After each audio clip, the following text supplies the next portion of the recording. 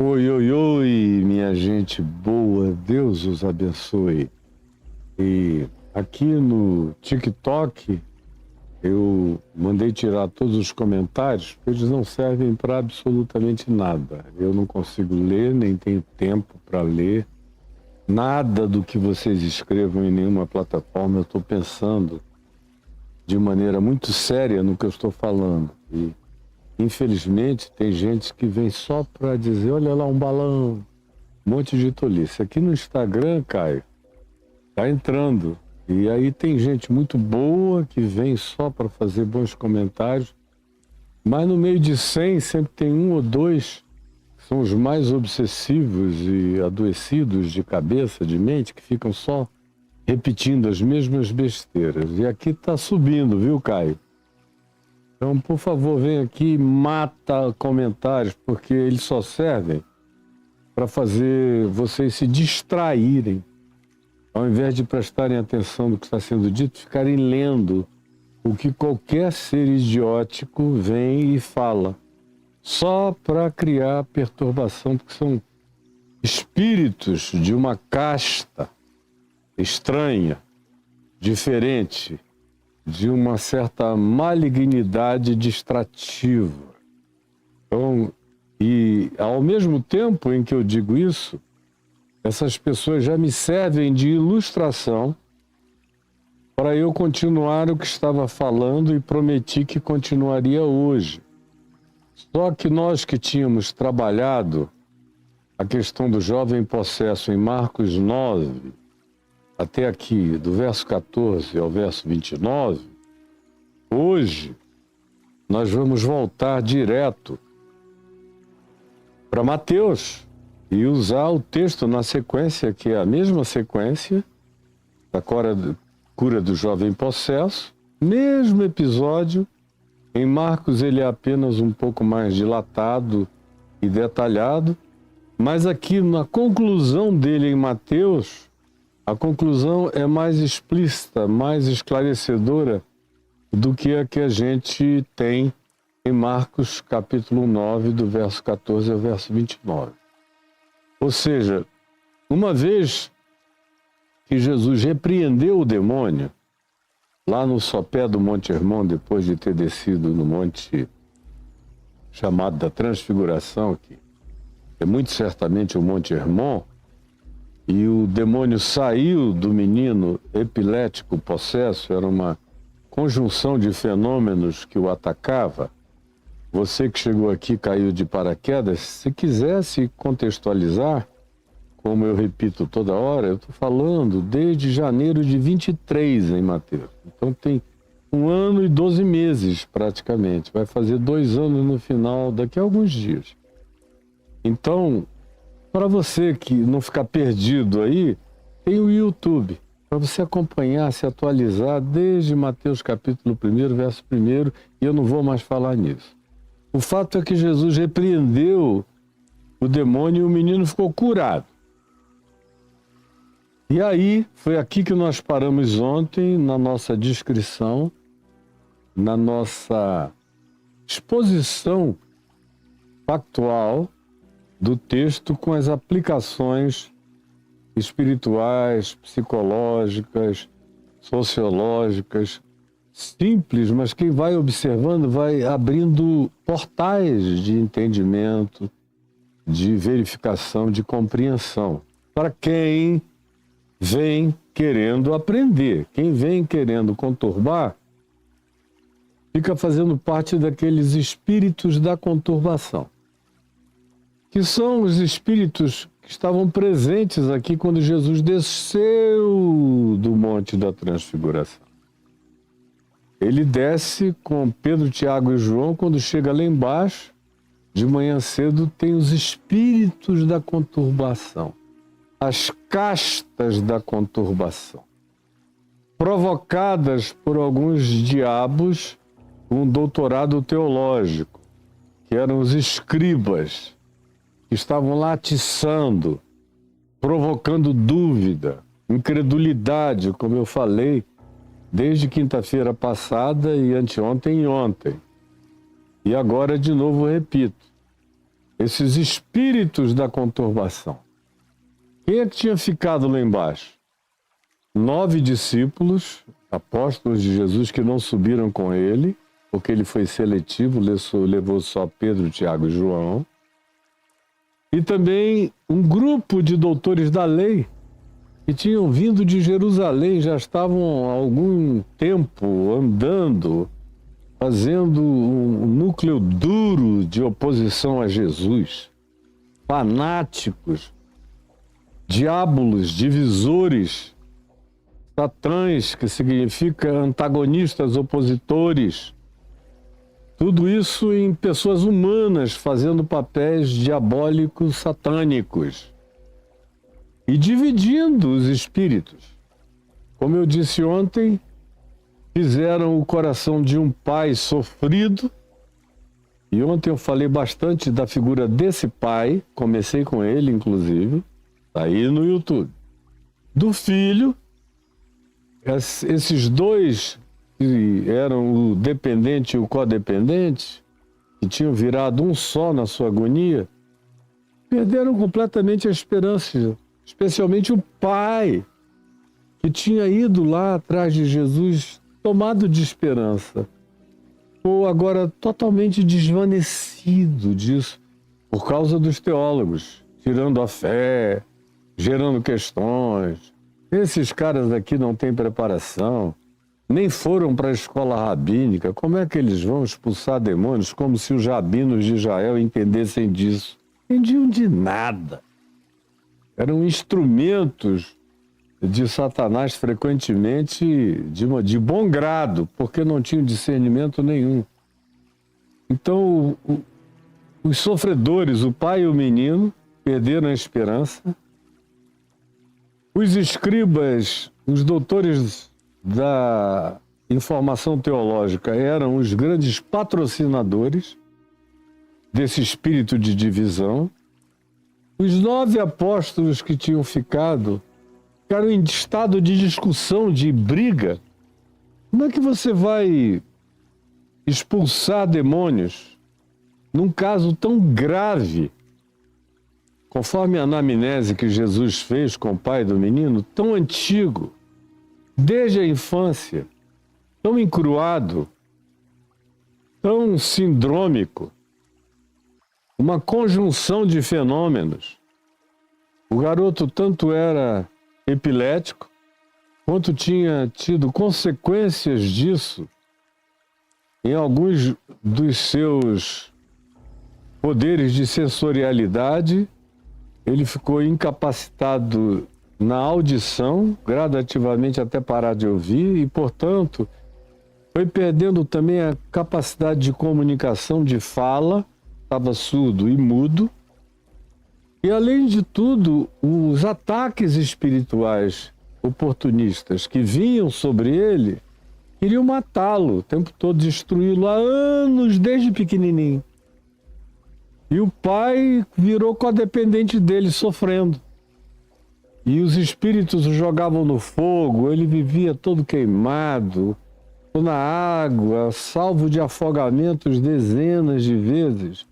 E à volta desse presépio de agonias, estava o povo, todo dividido, como o povo costuma ser, se polariza, uns vão para um lado, outros vão para o outro.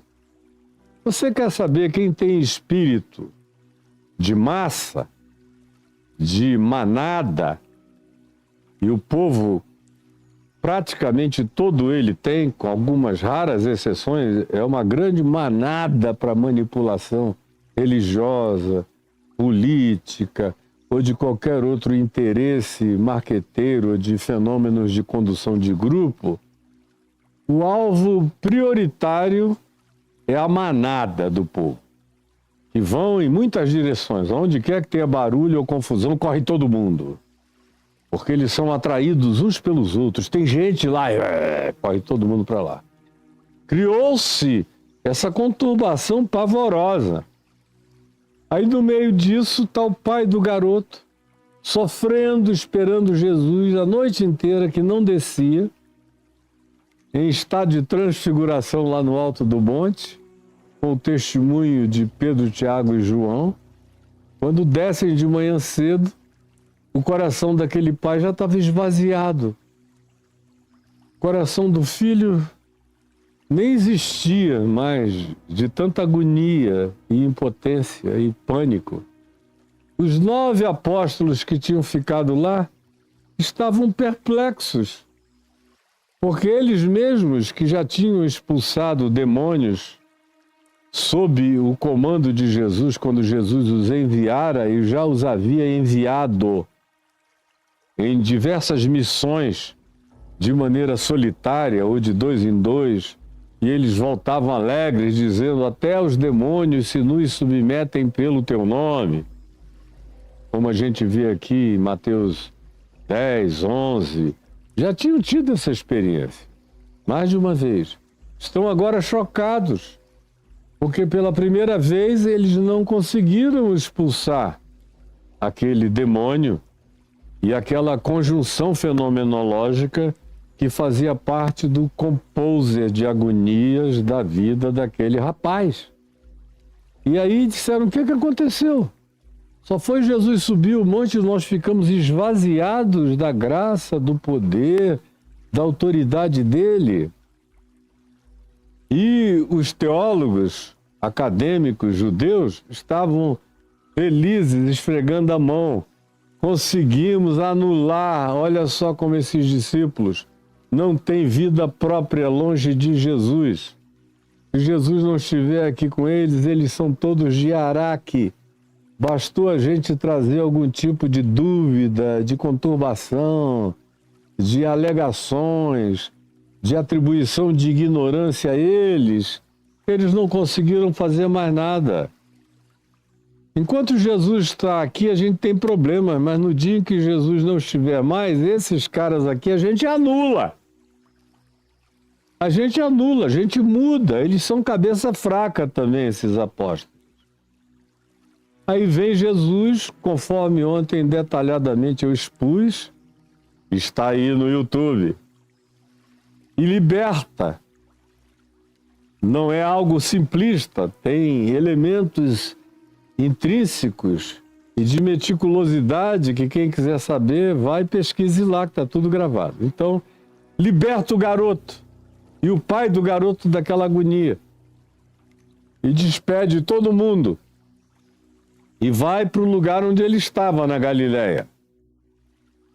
Eventualmente não estava ainda em Cafarnaum, mas como eles estavam nas proximidades da região de Cesaré de Filipe, no pé do Monte Hermon, é possível que tenha ido para a casa de algum amigo, de alguém ali que tinha se oferecido para hospedar, como era muito comum naqueles dias. Os hotéis eram os lares mais amplos, com gente que tinha coração acolhedor. E filhos da paz, porque Jesus aconselhara só se entrasse numa casa para ficar onde houvesse gente da paz. Não gente do ódio, haters. Com esse Jesus não perdoitava, não ficava, não entrava, não comia, não bebia. Pregava e ia embora e saía. Sacudia o pó da poeira e os deixava falando sozinhos, os haters. E Jesus tinha aconselhado os discípulos dele: não percam o tempo de vocês com os haters. Pois bem, quando eles entraram nessa casa de acolhimento, de hospedaria, ao entrarem os discípulos aproveitaram a solitude do lugar, a ausência de testemunhas estranhas, já que estavam só eles com Jesus e eventualmente a família ou o dono da casa. Mas o texto aqui de Mateus 19 nos diz o seguinte: então os discípulos, aproximando-se de Jesus já dentro da casa, perguntaram-lhe em particular: por que motivo não podemos nós expulsá-lo? Foi isso que ficou como agonia no coração deles. Não ficou nenhuma alegria do tipo: meu Deus, que coisa linda. O garoto foi embora livre. O pai do garoto restaurou a esperança e a alegria. Uma vida nova vai começar para ambos. Não. Não houve essa grandeza de espírito, de celebração, de se alegrar com os que se alegram, porque não tinha havido também nem concentração, nem tempo, nem profundidade, nem alma, para terem chorado com os que choravam, com o pai do menino e o garoto.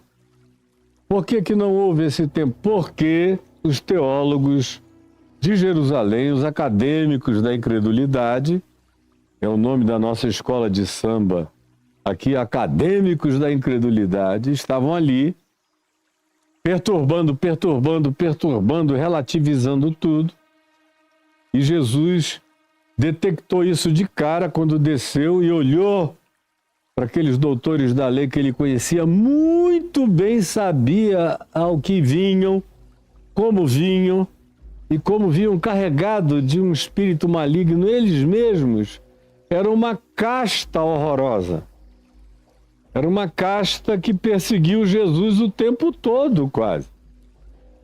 A estada de Jesus na Galiléia, desde quase o princípio, foi acompanhada por essa casta religiosa, dos doutores da lei, dos produtores de dúvida, os proibidores de fé, os antagonistas de todo espírito de simplicidade crente. Eram esses indivíduos, era essa casta que segue Jesus de lugar em lugar, de encontro em encontro, de milagre em milagre, tentando gerar conturbação. É uma casta diabólica, demônios saem e vão embora, mas essa casta fica, continua. De todas as castas de antagonismo presentes na caminhada de Jesus, tanto na Galiléia como depois em Jerusalém, onde o poder dessa casta se manifesta por inteiro, e é essa casta que acaba produzindo as torturas de Jesus, a cruz de Jesus, mas não conseguiram segurá-lo na morte, porque ele arrebentou a morte de dentro para fora e ressuscitou de entre os mortos. Mas a identificação dessa casta, contra a qual Jesus, antes de repreender demônios, repreendeu logo essa casta. O que vocês estão fazendo aqui, perturbando a alma das pessoas? Foi a pergunta de Jesus quando ele chegou e identificou aquele grupo, e conforme a gente viu em Marcos 9, onde essa afirmação é muito explícita e bastante peremptória. O que é que vocês estão fazendo aqui? Tirando a fé dessas pessoinhas, do coração delas. E eles que são, como eu disse ontem, sempre covardes, são frouxos, são oportunistas, são diabos humanos, calaram, e aí Jesus começa a conversar com o pai do garoto, faz a anamnese, liberta o menino, e agora com a dupla de dependente e codependentes tendo ido embora em estado de felicidade, os discípulos, esses 9 apóstolos frustrados, não conseguiram se alegrar com o que Jesus realizara na vida daquele rapaz e com o alívio que trouxe para o pai dele. Não, o interesse era, e nós? O que é que falhou na gente? Por que que nós não tivemos poder? Qual foi a razão da nossa fraqueza? Onde residiu a nossa relativização? Bom, o que aconteceu é que o pai trouxe o filho estava ali, não tinha tido nenhum ataque ainda, mas podia ter uma crise daquelas horrorosas a qualquer momento. O garoto ouviu tudo que esses doutores da lei estavam dizendo sobre não fé, não graça, não libertação, não misericórdia divina. Eles estavam jogando água em toda a fervura natural da esperança das pessoas. Puxaram briga com os 9 apóstolos e eles consentiram com o bate-boca. Não tem nada mais diabólico do que discussão, briga, gritaria, dissensão. Quando alguém está preocupado em fazer alguma coisa útil para o próximo e ajudar espiritualmente pessoas necessitadas, não tem nada mais adequado, não tem ambiência mais favorável à ação demoníaca do que a da polarização, a da troca de insultos, a da construção duvidosa, do antagonismo que se opõe a toda esperança, ao enfrentamento de toda e qualquer expressãozinha de fé que pudesse aparecer, e é o que os teólogos da religião judaica presentes ali no norte da Galiléia estavam fazendo com todo mundo, e brigando e discutindo com os apóstolos de Jesus, e todo mundo ficou distraído. Eles entraram na proposta satânica daquela casta de doutores da lei, de teólogos da religião, e ficaram naquela discussão, conturbaram o espírito. Aquela vigília não era uma vigília de oração, era uma vigília de discussão. Eram vigílias de dissensão. O que mudou até o espírito dos apóstolos de Jesus, que foram expulsar o demônio já naquela de duelo. Vamos ver quem pode mais. E os teólogos dizendo, vamos ver se vocês podem alguma coisa. Agora a gente aqui quer ver. E perturbando e falando, e eles com raiva. Aí entra a raiva, entra o espírito de disputa, entra o vamos ver quem tem o maior, entra a medição de espadas, cada um apresenta as suas armas, a confusão mental, espiritual, psicológica se instala, a emoção de paz é trocada por um espírito de beligerância e de hostilidade que tomou conta também desses 9 apóstolos. E o povo dividido, uns torcendo para um lado, outros para o outro, uns dizendo, vamos lá, vocês vão conseguir. Outros dizendo, duvido, quando vocês conseguem é só porque ele está com a mão levantada ou qualquer outra coisa que quisessem inventar. Mas o fato é que a relatividade tinha se transformado no ar viciado daquele ambiente, agora carregado de dúvidas, tantas dúvidas, que o pai do menino é quem expressa isso. Olha, eu cheguei aqui cheio de esperança, mas agora eu já não sei. Eu, pessoalmente, quero crer. Mas eu já não sei, porque os teus representantes ficaram tentando a noite inteira e não conseguiram nada, mas se tu podes alguma coisa, então ajuda a gente. E foi muito mais complexo do que isso, conforme eu vi ontem, mostrei para vocês. Aí estão eles aqui agora, preocupados com a sua reputação. Essa preocupação com a reputação também foi crescendo. Quando eles mandaram o demônio sair a primeira vez e não saiu e não aconteceu nada. Eles oraram, impuseram as mãos, fizeram tudo o que sabiam. Sobre o menino, mas nada acontecera, nem o demônio se manifestou. Nem o demônio se incomodou. O demônio já estava feliz com aquele estado de coisas que tinha sido promovida pelos especialistas em teologia e em religião, esses acadêmicos da incredulidade. Já era bastante, não precisava de diabo, aonde essa gente que esvazia o coração de fé, de esperança, de amor e de simplicidade e pureza devidos a Cristo Jesus, onde quer que eles se manifestem e estejam presentes, criando essa balbúrdia que eles criam sempre aonde chegam, tirando o que sobrava de lampejos de fé no coração das pessoas. Estava tudo absolutamente adequado, era uma alegria satânica do ar, alimentando essa casta demoníaca, oportunista, se aproveitava do estado epilético, se aproveitava dos aleijões neurais do garoto e se aproveitava da fragilidade espiritual dele, como diz Tiago, irmão de Jesus, da incapacidade dele de resistir ao diabo.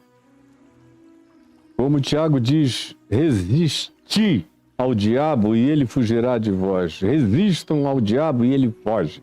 Ele é covarde, mentiroso, pai da mentira e frouxo.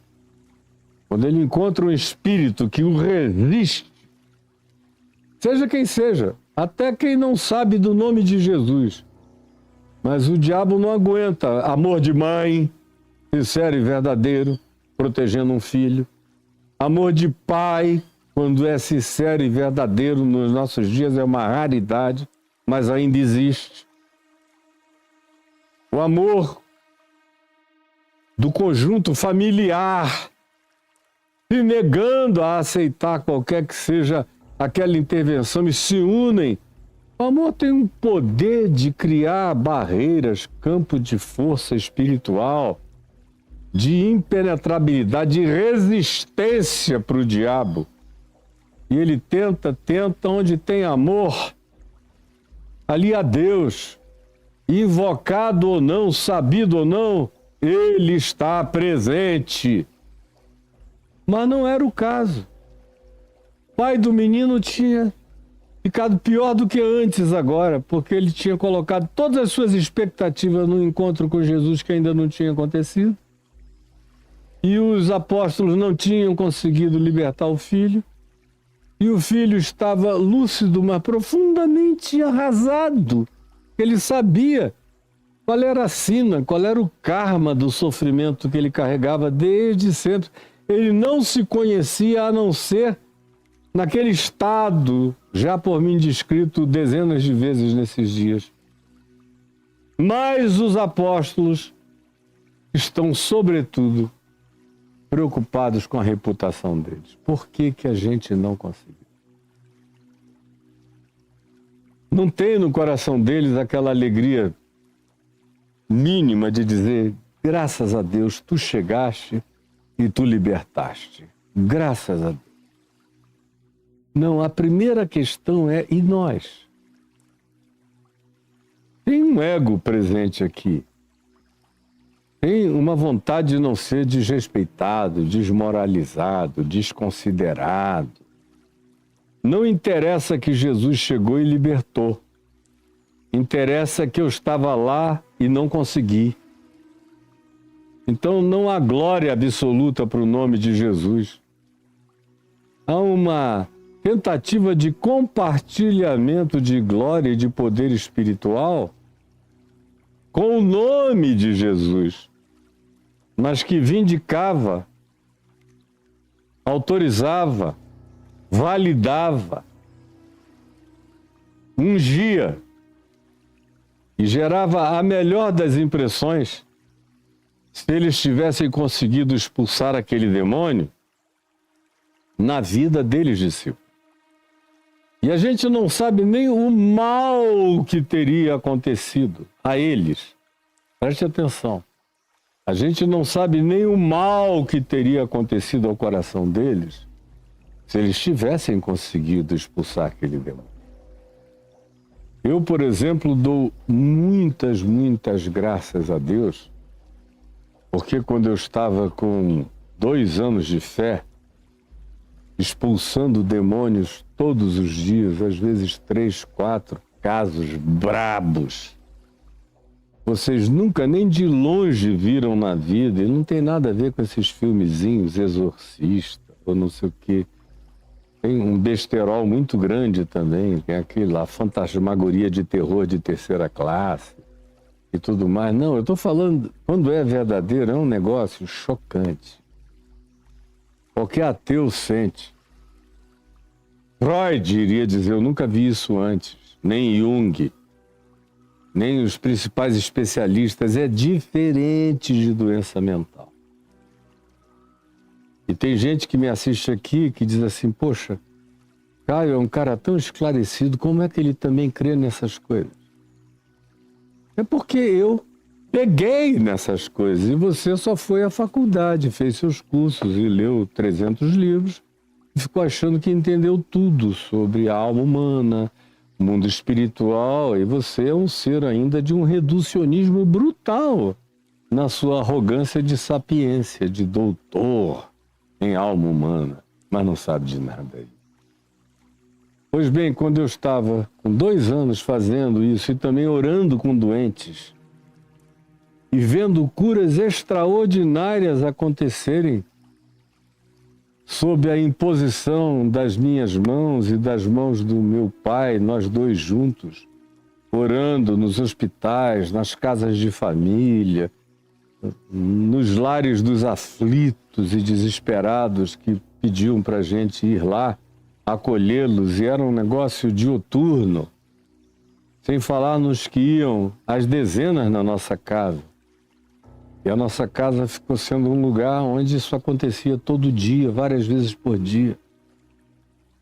2 anos depois, eu fiquei doente, aí fui dado como curado, e 1 mês ou 2 depois de ter me sido atribuída a cura do primeiro caso, eu tive uma recidiva violenta, ou de acordo com o meu médico, naquele interregno, eu fui fazer a mesma coisa que eu estava fazendo às margens do Rio Negro, num bairro chamado São Raimundo, pintando um barco que meu pai estava fazendo à mão para iniciar o trabalho que a Igreja Presbiteriana de Manaus tem de barcos e que foi iniciado pelo meu pai. Aliás, foi esse trabalho de barcos que motivou a nossa volta do Rio e Niterói de volta para Manaus, para começar o que está hoje lá.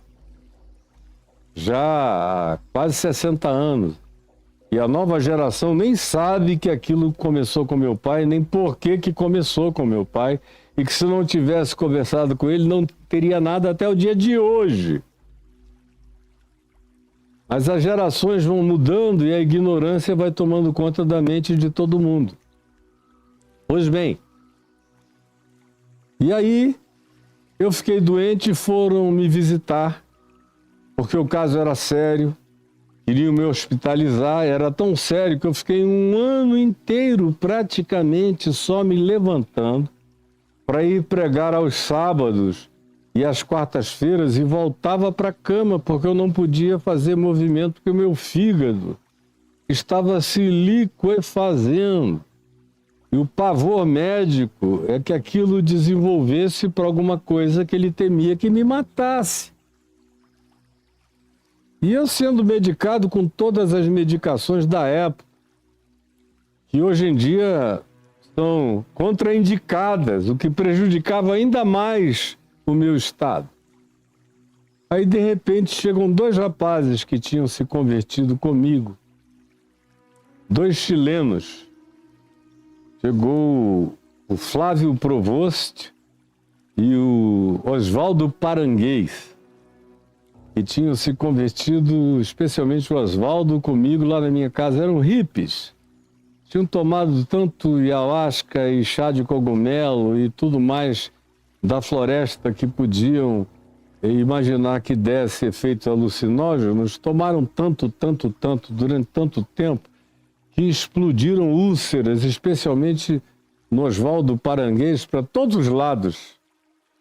E aí eu peguei, o levei para minha casa, o botei morando lá, o levava toda madrugada para o hospital para fazer tratamentos. E 1 ano passou, ele ficou curado, está firme na fé até o dia de hoje, pregando, diretor de uma organização de pregação para universitários no Chile, já há pelo menos uns 40 anos agora, firmão na raiz da sua fé. Mesma coisa com Flávio, pela região da Amazônia, onde ele se dedicou a ir pregando de comunidade em comunidade. Foram na minha casa orar por mim, os meus filhos na fé.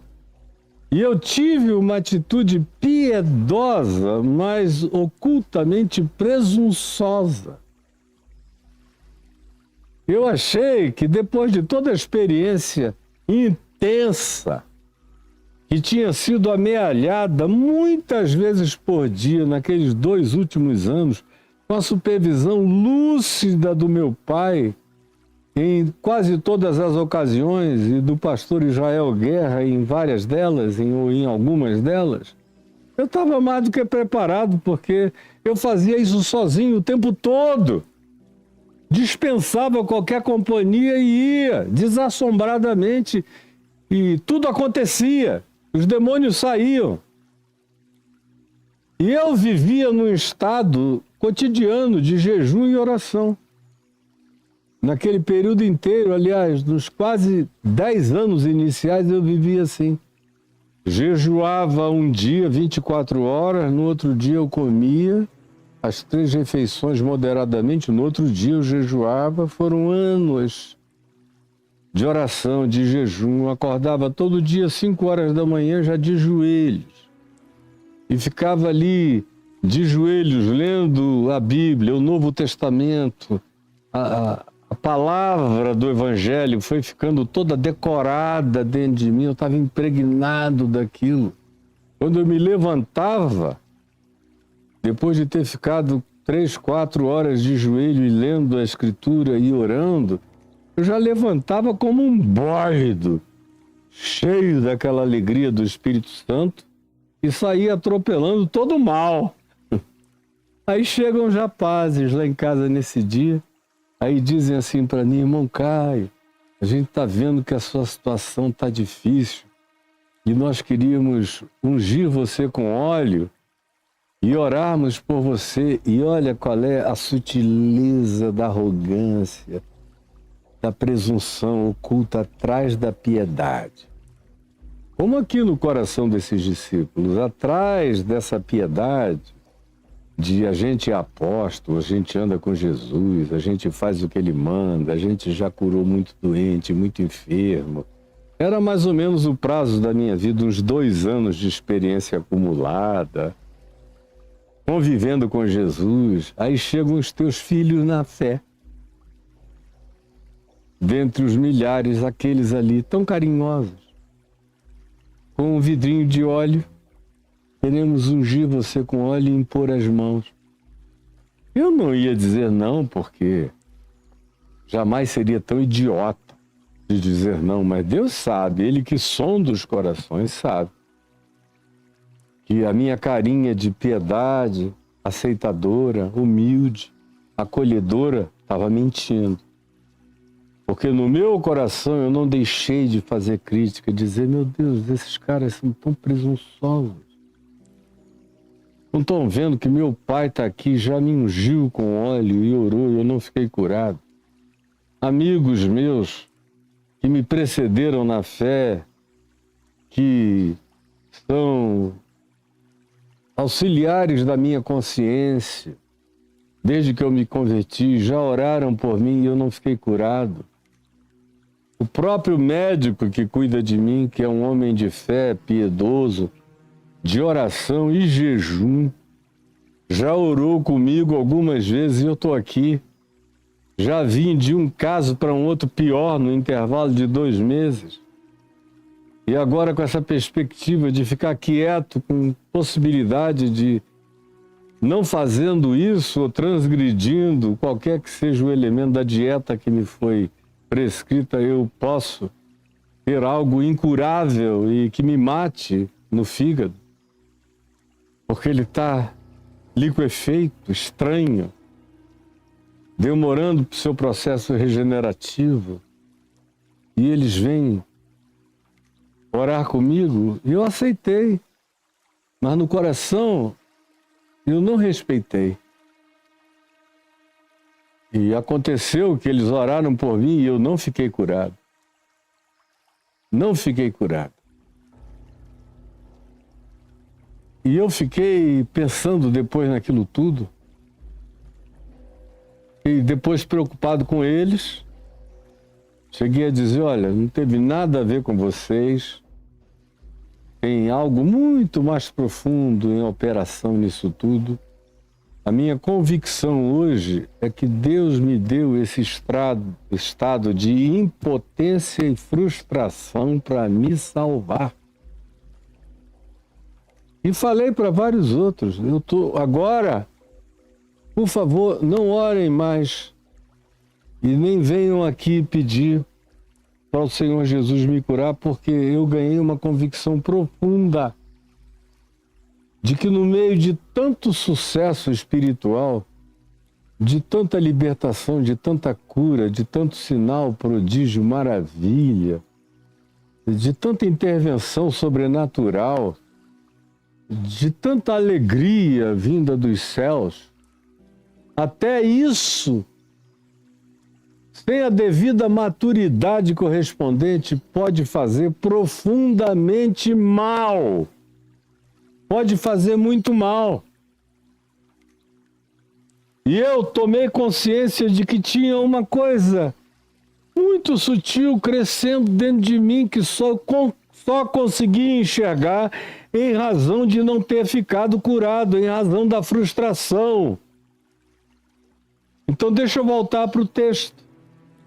Imaginem se esses 9 discípulos tivessem curado a situação daquele garoto conturbado e do seu pai na ausência de Jesus. O que poderia ter entrado na imaturidade deles, sendo todos eles ainda neófitos, tinham só 2 anos de experiência, muita coisa, tinham visto de tudo que quase ninguém viu. Mas não basta estar jogado dentro de uma câmara de lapso de tempo de experiências para amadurecer. Amadurecimento é coisa que vem com o tempo, com sofrimento, com frustração, com impotência, com relatividade, com manifestação da nossa incapacidade, com numa noite frustrada, agoniada. Tudo isso faz parte salvadora de um processo que inibe e diminui a arrogância mascarada de piedade, a soberba travestida de poder espiritual praticado em nome de Jesus. Mas a prova dessa sutileza está aqui. A maior demonstração dessa sutileza que tinha penetrado aqueles 9 apóstolos com uma questão totalmente díspare em relação ao que era absolutamente relevante, que era a dor do menino. O que mostrou que aqueles acadêmicos da incredulidade, os escribas dos judeus, tinham conseguido desviar o olhar dele do necessitado, do sofredor, do angustiado, do aflito, do impotente, do dependente e do codependente. E tinha feito com que eles enxergassem não mais o menino. O menino virou um case, uma estatística. Isso é que o rapaz virara. Eles passaram a se preocupar com eles, com a autoridade deles, com a reputação deles, com o nome deles, com o significado deles como seguidores de Jesus, com a interpretação do povo, com a gargalhada dos acadêmicos da incredulidade, dos doutores da lei e da teologia acerca deles, cada vez dividindo-os mais, estimulando-os mais à perplexidade, produzindo um duro coração de petrificação e de incredulidade neles. E eles nem notaram. Mas aqui está a prova disso. Quando tiveram a chance de ficar sozinhos com Jesus, e eles queriam conversar disso sozinhos.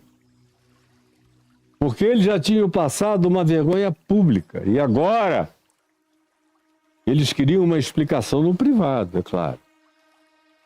E aí, na solitude daquele encontro, eles perguntam por que motivo não podemos nós.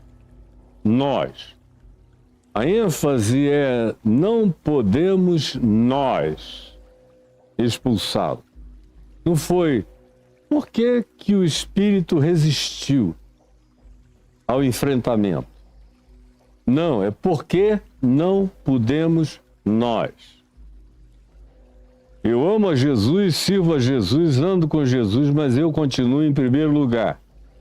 Meu nome, minha fama, minha reputação, a consideração dos outros por mim, a admiração, a constatação do poder que a gente carrega em Cristo, da nossa diferenciação.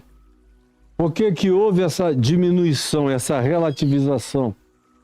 Por que que a gente virou menos do que a média? A gente, de fato, saiu de lá se sentindo completamente envergonhado. Por que que nós não podemos expulsá-lo? Lembre-se que a questão que fica na cabeça de quase todo mundo nesse texto é essa frase do verso 21, quando Jesus diz aqui em Mateus 17, mas esta casta não se espelhe senão por meio de oração e jejum. A ênfase toda cai aqui. Entre colchetes. Nem todo texto tem essa afirmação, mas eu não sou do tipo que fica preocupado com o que está entre colchetes, significando dizer que não está nos melhores textos ou nos mais antigos, mas em alguns, talvez até na maioria, mas mais recentes, aí tem muito acadêmico que diz, não, isso é uma interpolação posterior. Não interessa. A ênfase de Jesus, quando fala e responde aos discípulos, e o que eu estou contando aqui não é uma historinha, ela está cheia de lições espirituais. Se você não viu, não entendeu as lições espirituais pelas quais eu venho passando e enfatizando e pontuando, você está totalmente bloqueado e incapaz de entender qualquer coisa. Você chegou até aqui e não aprendeu nada. Verso 20 responde. Não é o verso 21 que é a resposta à questão deles. A questão deles é porque não podemos nós. Porque não podemos nós expulsá-lo. E a resposta de Jesus foi a eles. A eles, dando causalidade a impossibilidade da ação deles realizar a libertação do rapaz, Jesus diz, por causa, olha a causa qual é. Por quê? É a pergunta. Qual a causa de não termos nós podido expulsá-lo? Qual a causa de nós não termos podido? A resposta é, a causa, vocês querem saber? A causa é a pequenez da vossa fé. Está respondido. Para esse caso e para todos os demais casos. Imagina só quantos endemoninhados depois disso eles encontraram e ninguém teve que dizer, olha, a gente volta daqui a 3 dias, porque primeiro nós vamos fazer oração e jejum. A gente está sentindo que esse espírito não sai, senão com oração e jejum. Imagina se Paulo tivesse adotado isso aqui. Quantos demônios ele expulsou no curso da vida dele. E não teve que pedir parênteses, time out. Olha, eu vou jejuar e orar, e quando eu voltar do meu retiro, aí eu volto aqui para expulsar esse demônio. Não existia isso. Demônio no Novo Testamento, nos Evangelhos, é expelido de bate-pronto. A bola quicou, pá, é primeira, pá, é pá. E não tem diálogo, não tem papo. Você só vê duas anamneses nesse processo. Uma é com o endemoninhado Gerazeno ou Gadareno, aquele louco da montanha, quando Jesus pergunta qual é o teu nome. A única pergunta daquela situação, naquele episódio. E agora aqui para o pai do garoto. Desde quando isso lhe acontece? Me conta a sintomatologia. No mais, não tem pergunta. Só tem uma advertência em João 5. No paralítico de Betesda, quando Jesus o cura, depois de um tempo eles se encontram no pátio do templo e Jesus disse: olha, tu já estás curado, vai, não peques mais para que não te aconteça coisa pior. É uma advertência preventiva. Porque o que tinha colocado o homem naquele estado de paralisia por 38 anos tinha sido culpa. Culpa. Por isso Jesus diz: não repitas, não entres mais no processo de recorrência que gerou a culpabilidade que te aleijou durante 38 anos. Mas no mais é tudo bate-pronto. Tudo, a bola quicou, é bola satânica, chute de primeiro, como Jesus ensinou.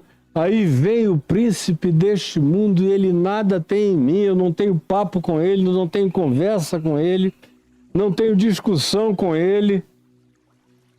E um conselho que eu tive desde os primeiros dias da minha vida, e outro dia, 3 ou 4 anos atrás, eu vi o Papa Francisco repetindo a mesma coisa que eu ouvi do meu pai há 51 anos atrás, dizendo: meu filho, não discuta com o diabo porque ele vai ganhar. Não porque ele tem razão, mas porque quem entra num estado de discussão com coisas malignas e espirituais já demonstra dúvida. Quem anda cheio de fé não tem perguntas a fazer, só tem atropelo da autoridade espiritual a praticar contra esse covarde, homicida, mentiroso e pai da mentira, que é o diabo. Não tem papo com ele. Ele nada tem em nós. E graças a Deus, eu vivi praticando isso. Agora imagina só, se esses carinhas aqui, esses 9 queridos irmãos apóstolos que ficaram lá embaixo e que passaram uma noite não em oração, não em jejum, porque quando Jesus os deixou lá embaixo, a pressuposição é de que eles iriam ficar no silêncio da noite, aguardando eles voltarem. Quem quisesse orar, oraria. Jejum eles já fariam mesmo, já estavam sem comer, eventualmente desde 5 horas da tarde, só iriam comer no outro dia, 7, 8 horas da manhã, quando Jesus voltasse daquela experiência no Alto do Hermon. Mas não foi isso que aconteceu. Foi chegando gente.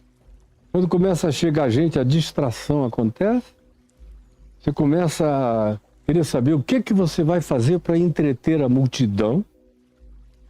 Aí chegam os doutores, os acadêmicos da incredulidade.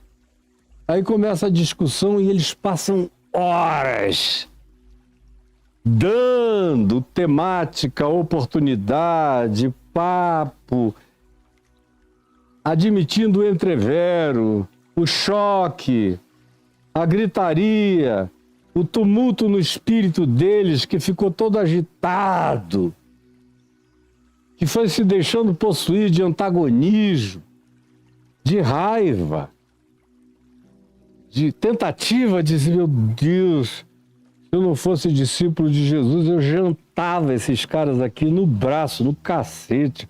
Vai dando raiva de ver gente com esse espírito de abutre espiritual. Não me diga que não, você tem vivido assim, diante de situações semelhantes espiritualmente falando, ainda que não idênticas, mas que carregam a mesma situação de perfilamento espiritual. Imagina se eles tivessem conseguido expulsar os demônios. Como esses caras não iriam ficar bestas, bobos, idióticos? O outro pensamento que surge é: a gente pode sem Jesus. Aí ele foi para lá, encontrou com Moisés e Elias, Pedro, Tiago e João viram, agora a gente ficou aqui embaixo. Encontramos o diabo e atropelamos Satanás com o poder. Já tem um poder plantado em nós que é nosso. Se Jesus se retirar, hoje a gente já consegue, a gente já tem poder para fazer. A bondade de Deus frequentemente produz frustração. A bondade de Deus que nos salva frequentemente produz impotência para poder nos salvar. A bondade de Deus que nos cura frequentemente nos impede de curar para que a gente não fique doente da ideia de que somos habitados por um poder que se tornou nosso. E que a gente libera, como dizem hoje em dia, eu liberei. Ou eu venha para debaixo da minha cobertura. É tudo que vocês veem aí, é o que de mais corrupto poderia ter acontecido no coração desses 9, se eles tivessem tido a aventura de expulsar o demônio do rapaz e de curar a epilepsia dele e todas as suas fragilidades neurais. Graças a Deus por essa noite de impotência, de frustração, de relativização. Para quem tem coração, para quem não esquece a lição, para quem passa a se compreender melhor diante do insucesso. São as bênçãos do insucesso que a teologia do domínio, a teologia da prosperidade, a teologia do triunfalismo, a teologia pentecostal e neopentecostal do poder espiritual, a teologia do super-homem, a teologia dos Marvel, dessa liga da justiça falsária, estelionatária e mentirosa que está aí. Ela nasce num ambiente como esse. Quando o cara consegue expulsar o demônio e diz: olha como eu tenho poder, aí ele funda a denominação dele, a igreja dele, fica rico, milionário, pervertido, desgraçado, diabólico, um demônio humano, manipulando a vida dos outros, e é disso que Jesus estava salvando esses 9. Tanto quanto foi disso que ele me salvou quando me permitiu experimentar aquela frustração. E mais, durante aquele ano de extrema fragilidade na cama quase o tempo todo, eu levantei umas poucas vezes para orar com alguns doentes que ficaram curados, e eu não. Para expulsar alguns demônios que foram embora e as pessoas ficaram libertas, e eu, dodói.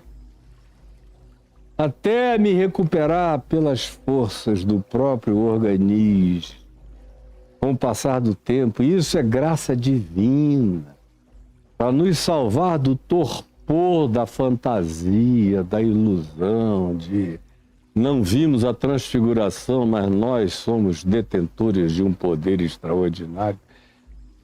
Comigo nem o diabo pode. Isso é pior do que qualquer coisa, quando a gente acha que tem uma